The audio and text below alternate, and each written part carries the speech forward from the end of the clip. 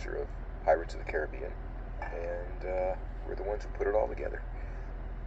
Orlando Bloom is somebody I'd worked with in Black Hawk Down, thought he was going to be a movie star. Pitched him Pirates when we were over in Morocco making Black Hawk, and then ran into him again in Japan when he was promoting Lord of the Rings, and I said, I still have this movie that you'd be fabulous for. Fortunately for us, he read the material and liked it. I think he also heard about it from Jeffrey Rush, who we were negotiating with at the time, and I think they were doing a picture together. So that helped us also. Look for him.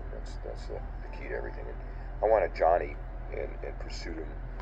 Went to France, met with him, had dinner with him and his lawyer, and then went back again a second time to try to convince him to do this picture. But the only way you really convince an actor to do a movie is by the material. And since Elliot Rossio gave us a fabulous script, I think that convinced Johnny more than anything else. And they wrote a character that he wanted to play and saw something that he could make it his own. And that's what's key to an actor, if they can create a character that's unique to them. And that's what Johnny did. So, the anchor of the cast is Johnny. He has his performance and then the characterization that he created, which is based on Keith Richards, and he claims Pepe Le Pew, and also a bit of Lee Marvin from Cat Ballou. I think that when you hire Johnny, you want him to create something unique and different. When you have a director as talented as Corey, you have to let him create the characters as vividly and interesting as possible. And Johnny gave us a performance that had modulations in it. It could have been toned down, it could be amped up, and that's what we do in the editing room. We decide what are the best parts of that performance, and we make sure there's consistency through it. With Johnny, and he had a few too many gold teeth, and we talked to him about it. He put in a ton of gold teeth in his mouth, and I was concerned that the audience would focus on those gold teeth rather than his performance, and so we removed a couple, and he kind of thought about it and said, yeah, maybe those guys are right. Start with a screenplay, or in this case, there was a screenplay, so we had to shape it to what we believed was going to be a successful movie. And then you have to convince the studio to make the movie. And once you convince them to make the movie, you have to find a director that you feel will take that ship and steer it on course and embellish it and make it better than you ever imagined it could be. And that's why we chose Gore Verbinski. He's an enormously talented young director, and I've been trying to work with him even before he did Mouse Hunt. And, the fact that he could do Mouse Hunt, which is fun and has a lot of witty humor in it, and then go do The Ring and scare you. I think it was two elements we wanted in Pirates, to be able to scare you and make you laugh. Not a real shit. Audience, and make a picture that's unique and different, and fresh, and we felt we had the opportunity to do that. And I think the only thing that we had to be careful of is the fact that the audience would perceive it as being based on Pirates of the Caribbean, the amusement park ride, rather than a movie that stands on its own 2 feet with a good story and great characters and themes. So we had to avoid that. I think one of the ways we did that was by hiring Johnny Depp, because that tells the audience that it's much more mature, because you look at his body of work, he doesn't do big Hollywood movies, and he does real edgy films and entertaining films. So I think that was the key for me to get at least the perception being away from just a theme park. We made a movie about a theme park ride.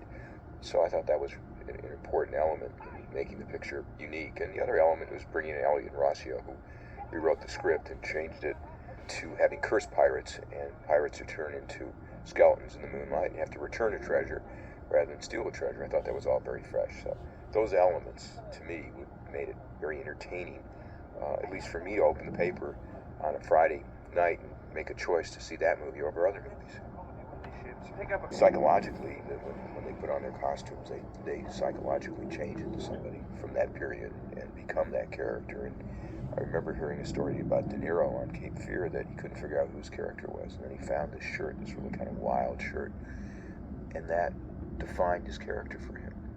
So it takes little simple signposts that help you do that. Johnny Depp said he was sitting in his sauna when he had the epiphany of playing Keith Richards, one of the Rolling Stones. So it comes to us in strange ways, but fortunately, when you're creative, it all comes out.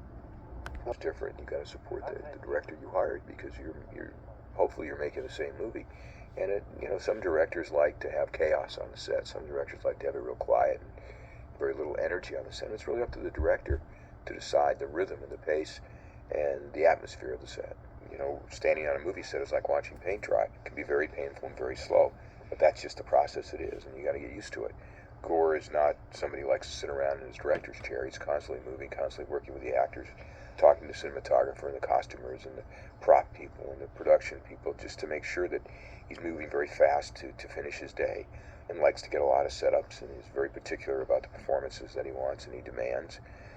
Yet he's somebody who moves the crew in such a way that they like him a lot.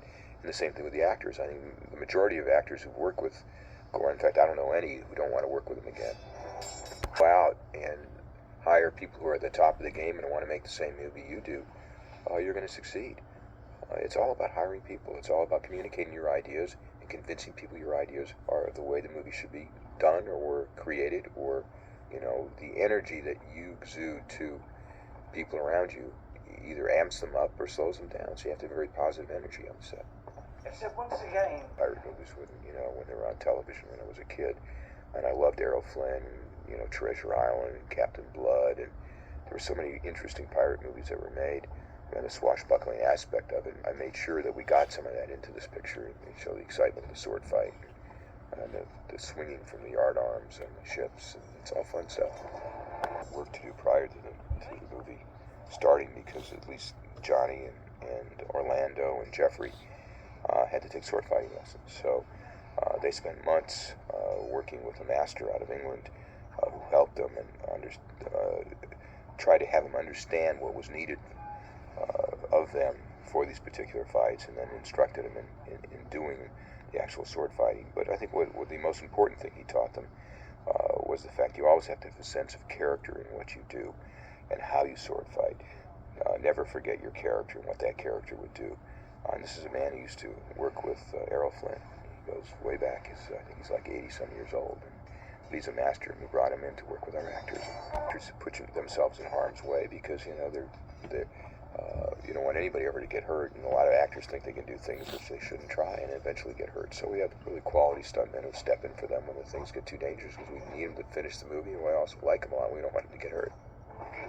Homages to the ride in the movie are, a combination of what the writers added to the screenplay and what Gore thought was, I guess, inherent to the story. And I think that's really important, because you can't just throw in reference to the ride and they're like islands unto themselves. They have no bearing in telling the story. And so where we found an instance that we could show you a piece of the ride and yet it worked for the characters in the story, we try to do it, and that's exactly how it ended up. Difficult scenes in the movie, at least for a producer and the writers and the director, is to have the audience understand what this curse is all about in a very simple way, and what the treasure is all about.